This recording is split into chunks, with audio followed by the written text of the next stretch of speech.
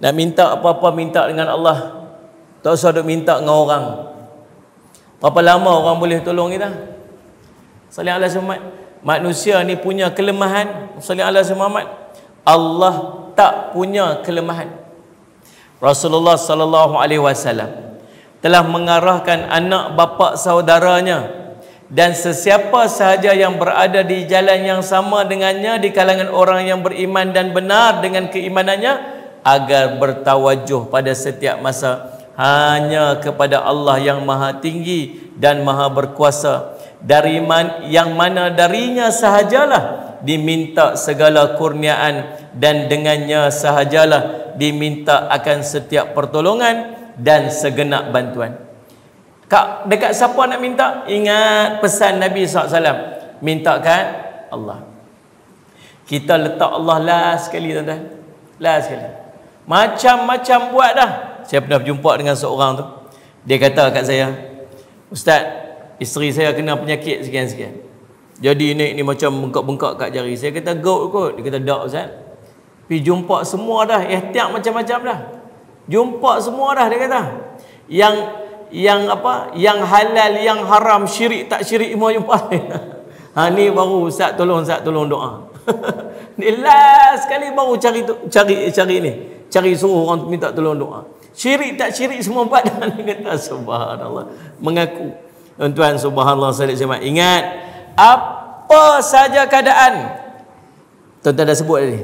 Fa iza sa'alta fas'alillah. Bila kamu nak minta apa-apa, minta dengan Allah. Susah, minta tolong Allah. Sakit, minta tolong Allah. Tapi ingat, bukan meninggalkan ikhtiar. Dalam keadaan minta tolong ni bukan meninggalkan ikhtiar. Duk kat masjid, ya Allah bagilah aku kaya, ya Allah Engkau boleh bagi segala sesuatu, ya Allah. Ulat dalam batu pun makan, ya Allah. Takkanlah aku yang duk beribadat pada kamu setiap hari ni Engkau tak boleh bagi aku makan. Turunkanlah rezeki pada aku daripada langit, ya Allah. Tuan-tuan, dah Sayyidina Umar radhiyallahu anhu masuklah masjid awal. Hampa ingat ni akan turun apa ni mah-mah daripada langit kah? Akan turun dinar dirham dari langit kah? Keluar pergi kerja. Jadi subhanallah, konsep tawakal dalam Islam ialah dua rukun tawakal. Ingat. Tawakal ni ada dua rukun. Yang pertama, salih ala Muhammad, rukun tawakal ialah sebab. Ikhtiar. Kena ada sebab, kena ada ikhtiar. Nak dapat satu benda, kena ikhtiar. Nabi seorang sahabat kata, Rasulullah, saya ada unta. Saya kena ikat unta saya, kemudian saya tawakal, ataupun saya lepas unta saya, kemudian saya tawakal. Kata Nabi SAW, ikat unta kamu, kemudian barulah bertawakal. Hendaklah di kalangan kamu, kata Nabi SAW, sallallahu alaihi Muhammad, bertawakal dengan sungguh-sungguh tawakal, sehingga Allah akan bagi dekat dia rasa seperti mana tawakalnya burung yang keluar pada waktu pagi dalam keadaan perutnya kosong, balik dalam keadaan perutnya penuh ataupun kenyang. Sallallahu alaihi Muhammad. Jadi Nabi kata apa? Macam tawakal seekor burung. Tawakal seekor burung ni macam mana? Tak tunggu tuan-tuan. Hadis Nabi kata apa? Dia keluar. Keluar maksud apa? Ada ikhtiar. Jadi minta juga. Rukun tawakal yang pertama, kena ikhtiar. Rukun tawakal yang kedua, menyerahkan kembali hasilnya kepada Allah Subhanahu wa taala. Berdoa dan menyerahkan hasilnya kepada Allah dan redha atas segala ketentuan daripada Allah Subhanahu wa taala. Boleh faham tak? Itu konsep tawakal, ataupun dia panggil apa? Rukun tawakal. Ulang balik, nombor satu, rukun tawakal ada ikhtiar. Yang kedua, berdoa, menyerahkan hasilnya kepada Allah dan redha atas ketentuan Allah. Boleh jadi yang dia dapat tak sama macam yang dia nak, tapi takat tu je Allah peruntuk kat dia, redha, syukur pada Allah. Ni dua rukun tawakal. Minta pada Allah. Sallallahu alaihi wasallam Muhammad. Janganlah memohon selain daripadanya. Tidak boleh rokok dan sujud melainkan kepadanya. Itulah maksud baginda Nabi sallallahu alaihi wasallam. Idza sa'alta fas'alillah wa idza sta'anta fasta'in billah. Kalau kamu meminta, maka mintalah pada Allah. Bila kamu meminta pertolongan, maka mintalah pertolongan daripada Allah. Ingat dua benda ni elok-elok.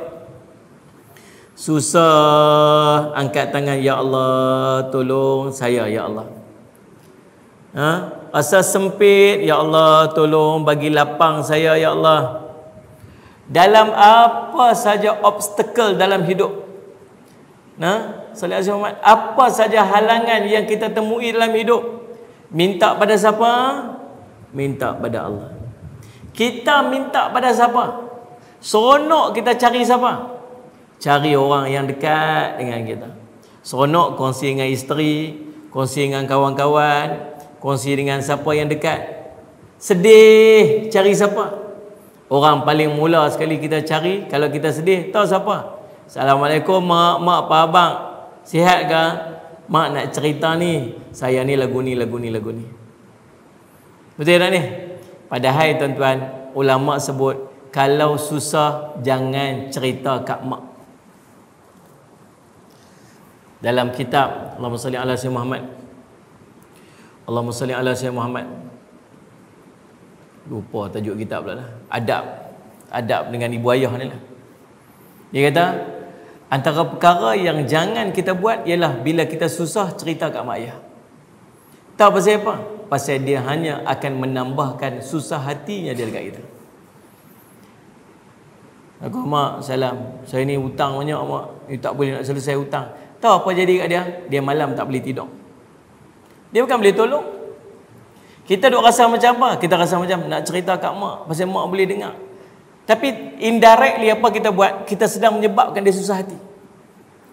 Dia pergi market esok tuan-tuan, jumpa kawan dia.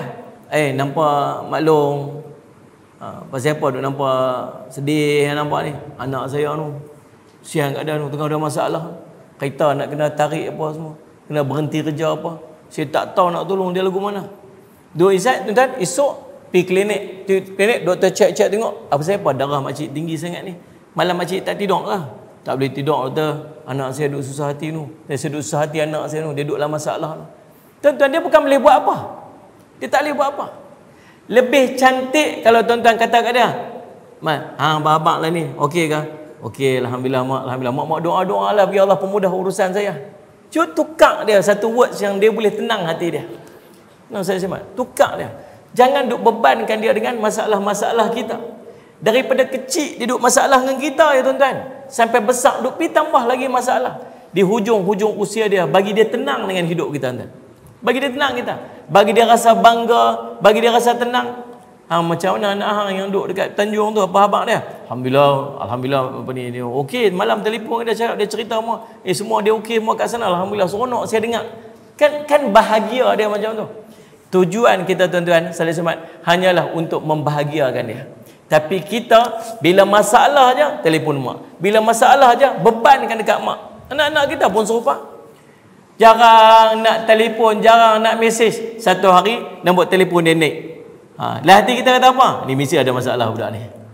Jarang-jarang nak telefon. Kalau telefon ni mesti ada problem ni. Assalamualaikum ayah, salam.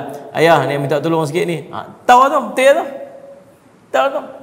Padahal tuan-tuan sekalian, tugas anak-anak ialah berusaha sedaya upaya dia untuk membahagiakan ibu dan ayah.